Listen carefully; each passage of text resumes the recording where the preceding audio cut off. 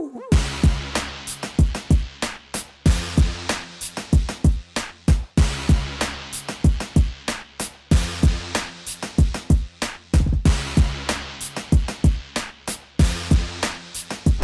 everybody, welcome to the HopCast. Thanks for drinking with us this week, everybody. I'm Brad Chmielewski. My name is Ken Hunnemeder. And we're back on my roof. Yeah, it's finally, at the end of June, finally summer here in Chicago. It's been kind of, and we're still, it's being a little vicarious.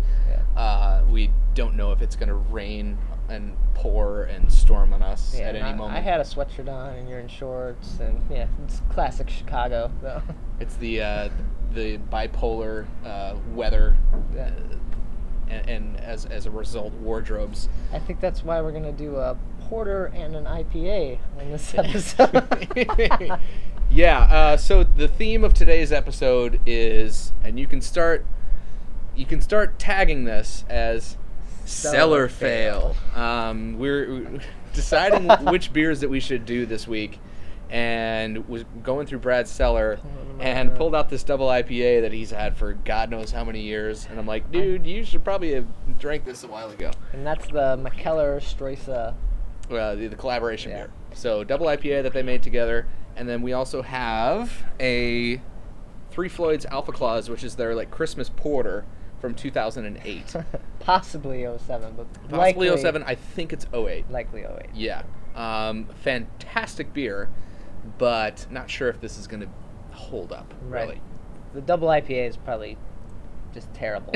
We'll see. That might be okay. So join us as we give terrible tasting notes. And warn you about the trouble of cellaring, I guess. Yeah. But I say we do the porter since it's up here. We got it right here. Got it right here. And since it's maybe the better of the two. So. It might be. Yeah, we'll talk about it, but let's go ahead and open it up and we'll dive right in.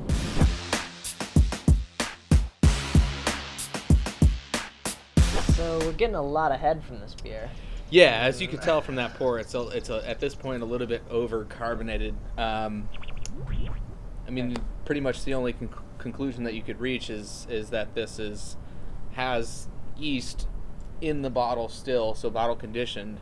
I thought this was filtered out, but I guess it must not be, because if you store it and then that yeast continues to eat sugars, you're going to create carbon dioxide. Yeah. And if kept under pressure, that's going to carbonate your beer. Hello. Hey. How you doing? So, yeah, that's one thing that happened at this. And this was cellared in your fridge, right? Right, so it's been properly cellared for at least half the time I've had it. Okay, so maybe it had gotten warm at some point. Likely, yeah. Yeah, that is probably what did it. That being said, the aroma on this beer is quite nice. Right, it smells sweet and Christmassy, and certainly not what it normally would smell like.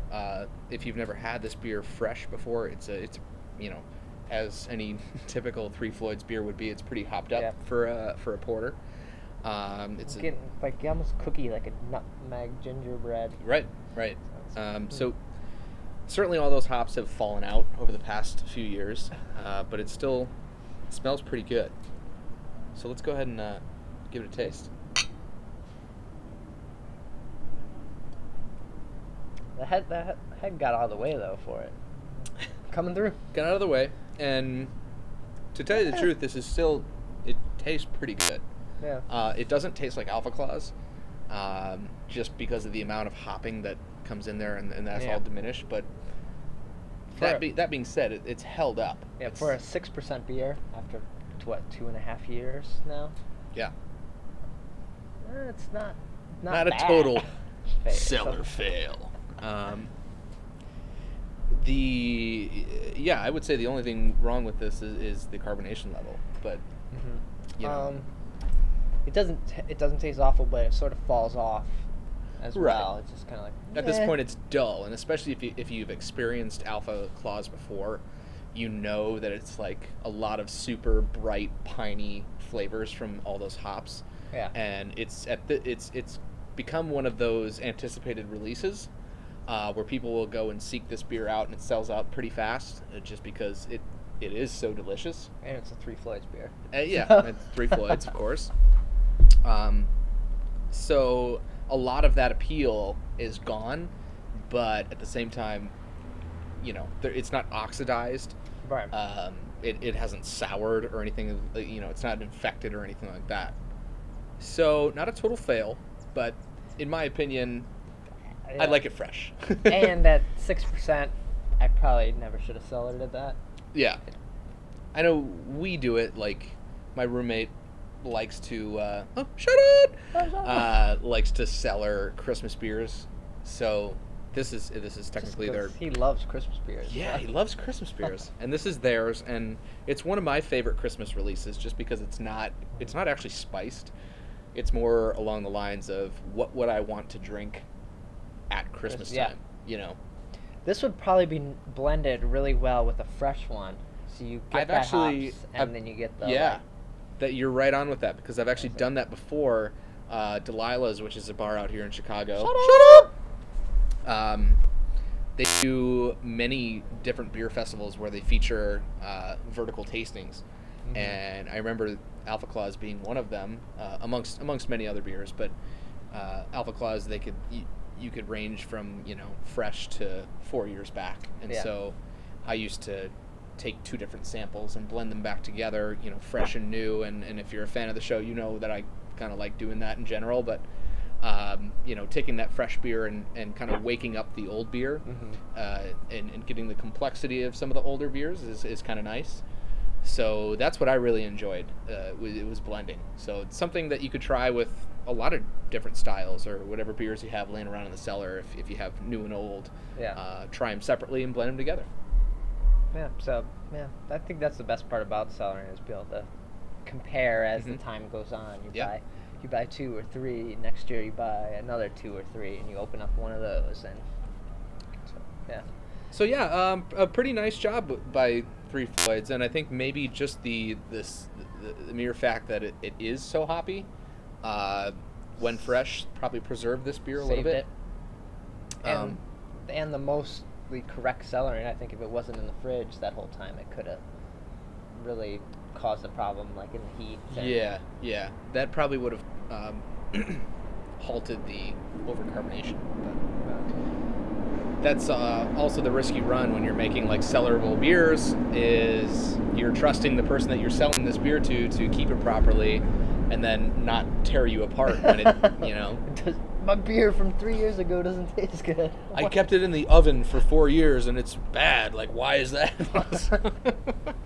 So just as a general rule of thumb, if you haven't cellared before, keep it in a cool, dark place. Just so, you're not letting light get into the beer, and it's not getting too hot, because that can certainly affect the stability of the beer itself. So let's drink these, and I'm sure we'll have a good time doing it. Yeah, and I'm not gonna dump it out. No, and then we'll move on to the next. All right.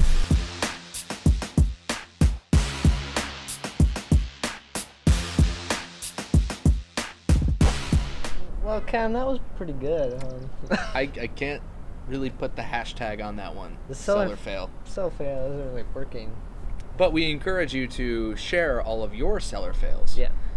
Using the hashtag Cellar fail. Cellar fail.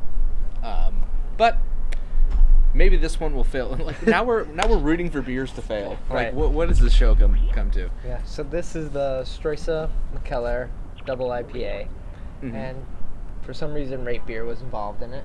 Yeah, right on the label here, it has like a Rate Beer logo and even a quote or something from the Rate Beer rep or something. I'm not sure what that's all about, but maybe they got a higher rating because of that.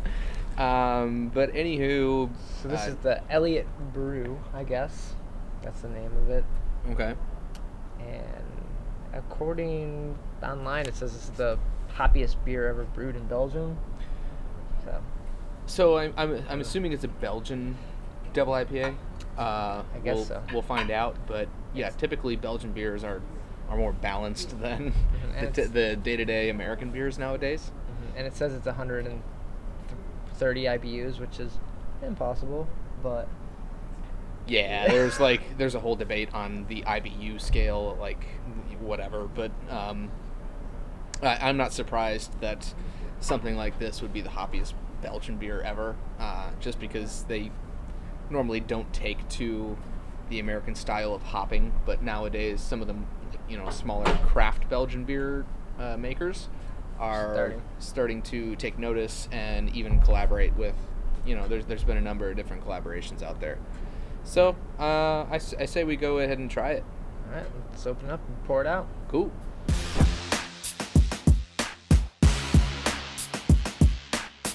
So that's pretty, not cloudy, Ken, but it's like dark, I guess. I know I had a little bit of the end of the bottle, so mine's probably not as clean as yours is. Mine's a little bit murky. This is obviously a bottle conditioned beer, much like many, traditional Belgian beers would be. Mm-hmm. And we popped it open, it was still carbonated, so yeah, good sign. Plus. No leakage in the cap. Yeah. Which is a good thing. And the aroma on it is not hoppy at all. No, it's sweet. Yeah. A little musty. Yeah. And yeah, sweet from the grain, a little musty, so you can tell in the aroma it seems like it's oxidized a little bit. But still had a nice fluffy head from all those hops, I guess. So that and just probably the bottle conditioning would aid in that as well, just like we discussed in the other beer. It just didn't get to the point where it was out of control. Okay. Should we give it a try? Even I've already tasted it. But, yeah, let's go ahead.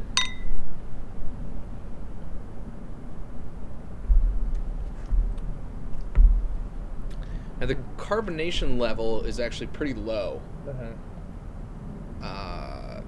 Although it is giving off a nice head, you're not getting like tingly bubbles or anything like that. It's just kind of flat in your mouth. Sort of like a barley wine would be just a style sweet. with lower carbonation levels, which is acceptable. I don't know if it's acceptable per se in this style. I would probably like a little bit more. But as far as the flavor is concerned, you're expecting from a double IPA, and this is the Cellar Fail episode. Yeah. So we shouldn't have aged this for as long as we did. But, obviously you're going to expect a lot, like kind of a pungent hop hit in the face. Mm-hmm. And you don't get that, but at the same time, the flavor is pleasant. Right. It's nice, but it's not that citrus, grapefruit, like... It's just kind of sweet, malty, a little bready. Like, to me, I guess I would describe it as maybe like a bright, citrusy type of old ale, know? Like a old ale IPA kind of mix. Yeah. It just could, because it's not totally old ale where it's like totally hop or malt driven. It does have a little bit of that citrusy type of acidity to it, but it's not on the level of IPA. Yeah.